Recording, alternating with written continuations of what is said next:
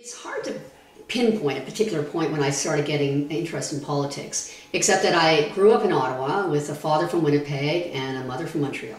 My earliest memories, of course, were my uncle, who was the governor of the Bank of Canada. And I was very young, and I just remember all this hushed discussion about how he was somehow being unfairly fired from his post by one John George Diefenbaker.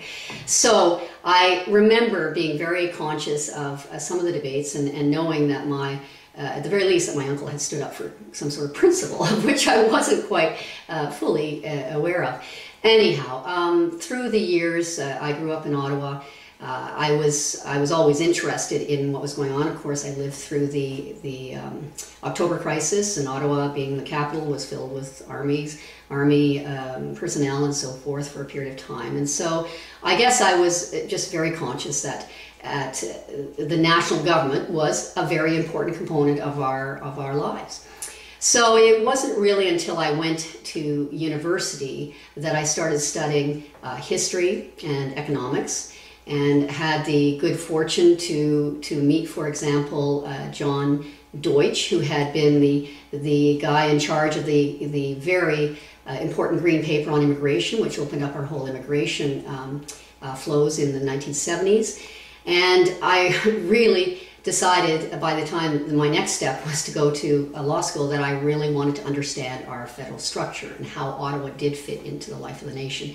And of course that was just as the referendum of 1980 was coming up, and I spent some time in Quebec studying civil law in the summer and so forth. So I guess I can say that it was just during my whole evolution through my education that I became involved in politics. And ultimately, when I graduated from law school, I was lucky enough to get a scholarship, which I made sure did not require me to study any more law. I'd had enough of law at that point. But I was able to go and study international relations at Oxford in a very interesting time, Thatcher, England, Cold War still, and I was determined to really see how Canada, or at least I had a very good view about how Canada fitted into the world. And that coincided also with the time that we were repatriating the Constitution and introducing the Charter, which happened while I was away, but I was fully aware as an expatriate at the time in England. So once I graduated from Oxford, I had a number of options open to me, but I came back to Canada and I immediately started to practice law and decided that wasn't the way I was going to influence public policy, that wasn't the way I could be involved in what I viewed as positive, good government, good national government. And then I set off on a trajectory into various political and quasi-political activities, and first working with one of the leadership campaign of John Turner as a very young Liberal. Where I really cut my teeth in politics then was with the Meech Lake and Charlottetown Accords. And they emerged while I was teaching law at the University of Toronto Law School. And I remember very clearly seeing the 5 points and Mr. Mulroney, sitting around the table with all 10 premiers and the then territorial leaders, and announcing this deal, which would fundamentally change our Constitution, was going to remove the dynamism that any credible federal government requires to keep the country together, to hold Canadians together. And I remember sitting around with my law profs at the end of the year, because this was around May, at the end of the school year, and they said, oh, well, I guess next year's materials we're just going to add in all the Meech Lake stuff. And I said, no, you won't, because that is not going to pass. And as we know, there was then a 5-year period, 3 years over which Meech was ultimately defeated, and then 2 more years before we had the Charlottetown referendum.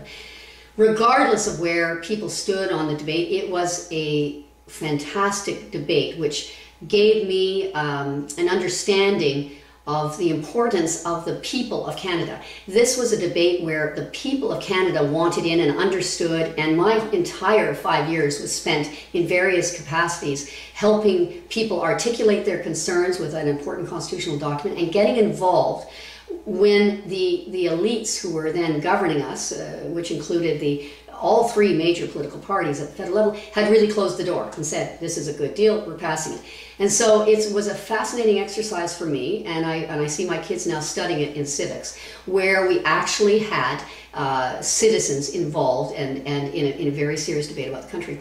So I think that has just colored my entire interest in politics. And so if I have any common element in my on again, off again involvement in politics, which include running against Jack Layton in 2006, and then ultimately running for the leadership, and now running for a nomination in this upcoming election.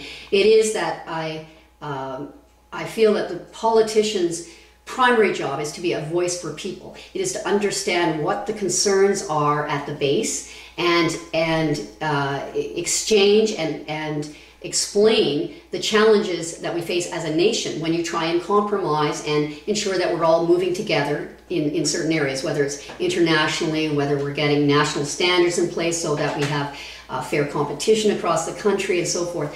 So I guess that's a very long explanation, a little bit of a winding road as to where I got started, or where I became interested in politics, or how I became interested in politics.